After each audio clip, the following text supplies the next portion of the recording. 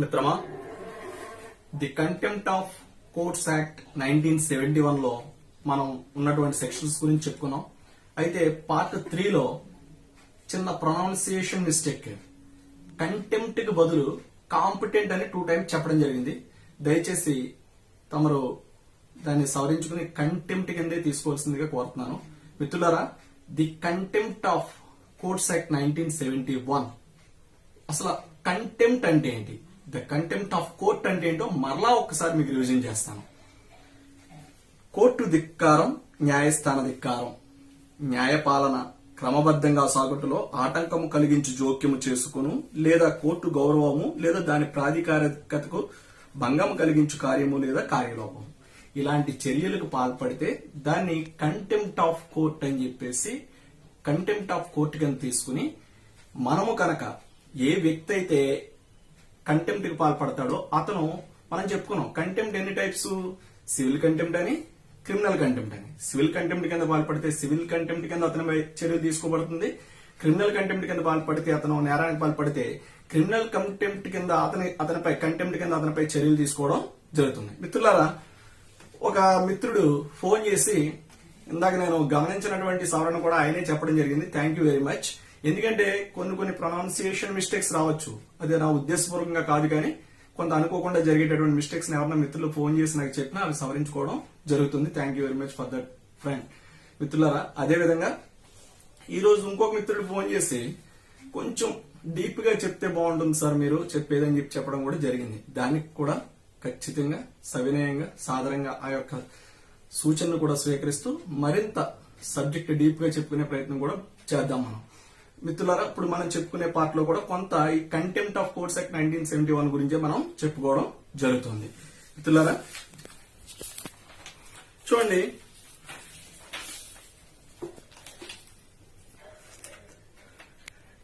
ఈ కంటెంప్ట్ అన్న దాని గురించి ద కాన్స్టిట్యూషన్ ఆఫ్ ఇండియా భారత రాజ్యాంగంలో ఆర్టికల్ 129, ఆర్టికల్ 215 ఈ కంటెంప్ట్స్ గురించి డీల్ చేయడం జరుగుతుంది.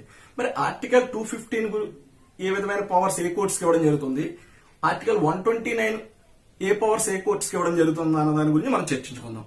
Article 129 of Indian constitution, Supreme Court to punish people for the respective కంటెంప్ట్స్.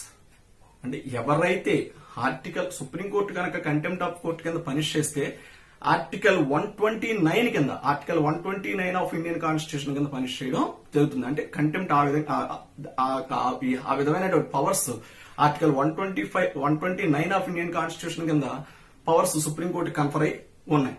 అదేవిధంగా మరి హైకోర్టుకు వచ్చేసరికి ఆర్టికల్ 215, హైకోర్టుకు వచ్చేసరికి ఆర్టికల్ 215 ద్వారా భారత రాజ్యాంగంలోని 215 నిబంధన ప్రకారం హైకోర్టుకి కంటెంప్ట్ ప్రొసీడింగ్స్ తీసుకునేటటువంటి అధికారం కలిగి ఉంది.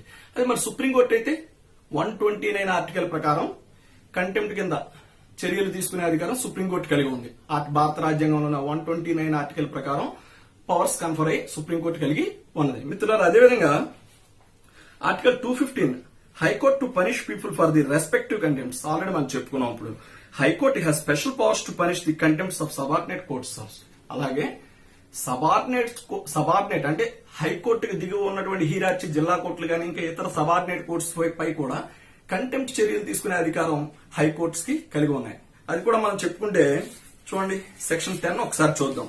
సెక్షన్ 10 ఒకసారి మనం section 10 of the contempt of courts act 1971 లో ఏం చెప్పారో ఒకసారి అది కూడా మనం చూద్దాం. Section 10, power of high court to punish contempts of subordinate courts.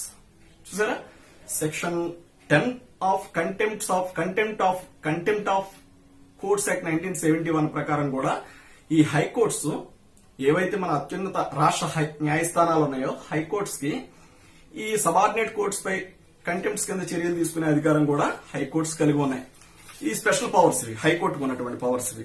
Next మిత్రులారా, నెక్స్ట్ మనం చూసుకున్నట్లయితే ఈ అసలు మరి రాజ్యాంగం మనకి కొన్ని హక్కులను కల్పించింది.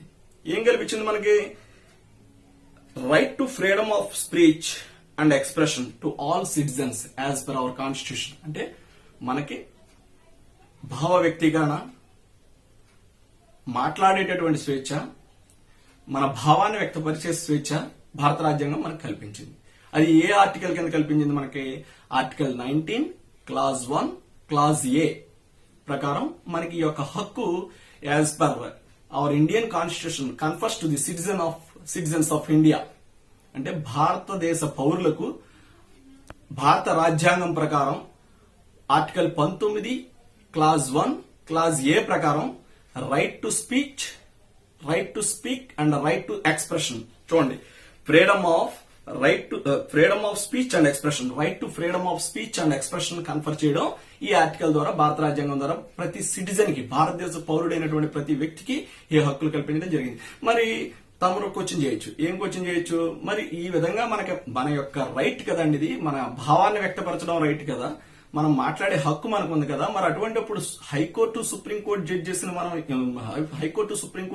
మీద మనం కనుక వ్యాఖ్యలు చేస్తే ఎందుకు ఈ విధమైనటువంటి contempt of courts act 1971 operation లోకి వచ్చి శిక్షింపబడుతున్నారు ఈ విధంగా కంటెంప్ట్స్ పాల్పడిన వాళ్ళు? అంటే fair criticism is not an offence, fair criticism is not an contempt. చూడండి, ఒక జడ్జిమెంట్ ని ఏ విధమైనటువంటి పక్షపాతి ధోరణి లేకుండా ఆ జడ్జిమెంట్ లో ఉన్న విషయాన్ని ఉన్నట్టు మాట్లాడుకుంటే మాత్రం అది తప్పు కాదు. కానీ ఆ జడ్జిమెంట్ కి వ్యక్తిగత భావాలను ఆపాదిస్తూ, వ్యక్తిగత వ్యాఖ్యలను జతపరుస్తూ, రాజకీయాలను ఆపాదిస్తూ, రకరకాల ఇతరితర పక్షపాత ధోరణిని ఆపాదిస్తూ చెప్తే అది ఖచ్చితంగా కంటెంప్ట్ అవుతుంది. సో మనకి ఆర్టికల్ 19 క్లాజ్ 1 క్లాజ్ ఏ ప్రకారం భారత పౌరులకు right to speech and expression ఈ రైట్ కన్ఫర్ అయినప్పుడు మనం ఎదుటి వ్యక్తుల యొక్క గౌరవాన్ని కాపాడుతూనే మనం మాట్లాడాలి తప్ప మన ఇష్టం వచ్చినట్టు మాట్లాడతామంటే it is an offence as per IPC also. అర్థమైంది? సో మనం ఖచ్చితంగా భారత రాజ్యాంగం ఇచ్చినటువంటి హక్కుల్ని సద్వినియోగం చేసుకునే క్రమంలో under the provisions of constitution, under the provisions of laws మనం ప్రవర్తించాలి. ఈ సొసైటీలో మన కాండక్ట్ అనేది ఆ విధంగా ఉండాలి. మిత్రులారా, అదే విధంగా మరి చూడండి, మరి భారతదేశంలో ఒక ఫారిన్ సిటిజన్ వచ్చి భారతదేశ గౌరవానికి భంగం కలిగేటట్టు, భారతదేశ న్యాయస్థానాలకు భంగం కలిగేటట్టు మాట్లాడితే మరి అతనికి భారతదేశం యొక్క భారత రాజ్యాంగం ఆర్టికల్ 19 క్లాజ్ 1 క్లాజ్ ఏ ఇచ్చినటువంటి రైట్ అతనికి అప్లికబుల్ అవుతుందంటే అతనికి అప్లికబుల్ కాదు. కేవలం సిటిజన్ ఆఫ్ ఇండియాకి మాత్రమే article 19 clause 1 clause A of Indian constitution right అనేది కల్పించబడింది. ఫారిన్ నేషనల్స్ కి కాదు. ఇండియన్ సిటిజన్ కాని వాళ్ళకి భారత రాజ్యాంగం ద్వారా ఈ హక్కు సంక్రమించదు. అదేవిధంగా మిత్రులారా చూడండి, మరి అసలు ఈ ఆర్టికల్ 129 ప్రకారం ఏమో మనం చెప్పుకున్నాం. ఆర్టికల్ 129 ఆఫ్ ఇండియన్ కాన్స్టిట్యూషన్ ప్రకారం ఏమో హైకోర్టుకి, సుప్రీంకోర్టుకి అధికారాలు కలవు కంటెంప్ట్ ప్రొసీజర్ తీసుకునేటటువంటిది.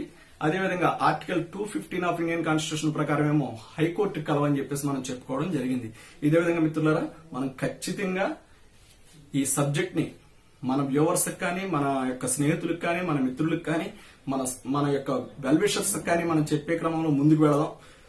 మీరు చెప్తున్న సూచనలు కూడా సవినయంగా స్వీకరిస్తూ ఇంకా కొంచెం సబ్జెక్ట్ ను మనం పెంచుకుందాం. అయితే ఏంటంటే కామన్ పబ్లిక్ ని దృష్టిలో పెట్టుకుని మనం ప్రస్తుతానికి చేస్తాం. నిన్న ఒక స్టూడెంట్ కూడా ఫోన్ చేయడం జరిగింది, మీరు కొంచెం డీప్ గా చెప్తే అవి మాకు కూడా ఉపయోగపడతాయి కదని. ఆ ప్రయత్నం కూడా చేసే ప్రయత్నం ఖచ్చితంగా చేద్దాం.